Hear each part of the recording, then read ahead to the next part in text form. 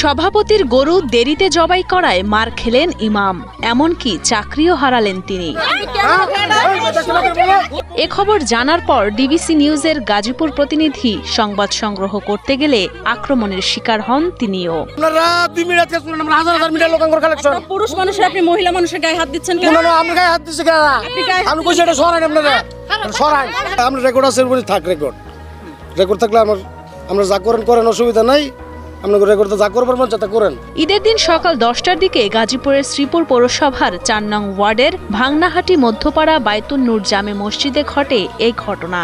জানা যায়, ঈদের নামাজ শেষে এলাকার ইদ্রিস আলীর গরু জবাই দিতে যান গাজীপুরের শ্রীপুরে মসজিদের দায়িত্বরত ইমাম আবু বক্কর।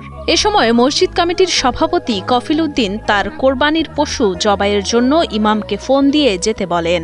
সেখানে যেতে কিছুক্ষণ দেরি হলে ইমামকে গালিগালাজ মারধর করেন বলে অভিযোগ উঠেছে সভাপতির বিরুদ্ধে। সে সময় সভাপতি চরম ক্ষিপ্ত হয়ে ইমামকে চাকরিচ্যুত করেছেন বলে জানা যায়। সভাপতি ডাকতেছে পরে আমি দৌড়াই গেছি। যাওয়ার পরে সভাপতি আমার মুখ করতে যত খালাগালি আছে সবকিছু মুখ পাবে সবার সামনে, এই জন্য দৌড়ায় আসছে। আমার বারিন্দা এ ঘটনা এলাকায় জানাজানি হলে ঈদের পরের দিন সকালে নিউজ সংগ্রহে গেলে ডিবিসি নিউজের ক্যামেরা দেখেই চড়াও হন সভাপতি কফিল উদ্দিনের ভাইপো সেলিম।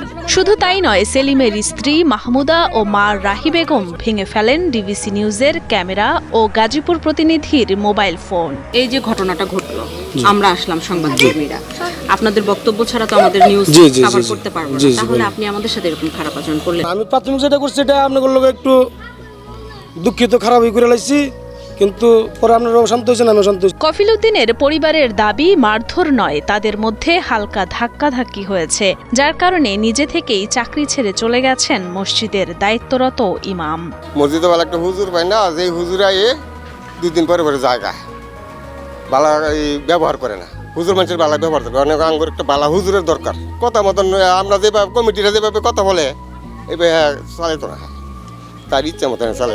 হ্যাঁ, অসুস্থ এইটাও তার আছে, বাচ্চা উঠতে নেই, কিছু হলে মানে বহে বাচ্চা থামাই দৌড় ফের আমি তোর মরি লাগছে আয় বহি। এদিকে গতকাল রাত থেকে ইমাম না থাকায় নামাজ পড়তে পারছেন না আশেপাশের মুসল্লিরা। কমিটির ইচ্ছে অনুযায়ী না চলায় এই মসজিদে কোনো ইমামই বেশি দিন থাকতে পারেন না বলে অভিযোগ তোলেন এলাকাবাসী। সবসময় তারা কমিটির সভাপতি থাকবে, কাউকে অন্য কিছু দিবে না, সেক্রেটারি তারাই নিয়ে নেবে। আচ্ছা, এটা নিয়ে যেহেতু একটা কথাবার্তা হলো, তারা এটা নিয়ে আমাদের সাথে উত্তেজিত, এলাকা সবাই জানে এই বিষয়গুলো।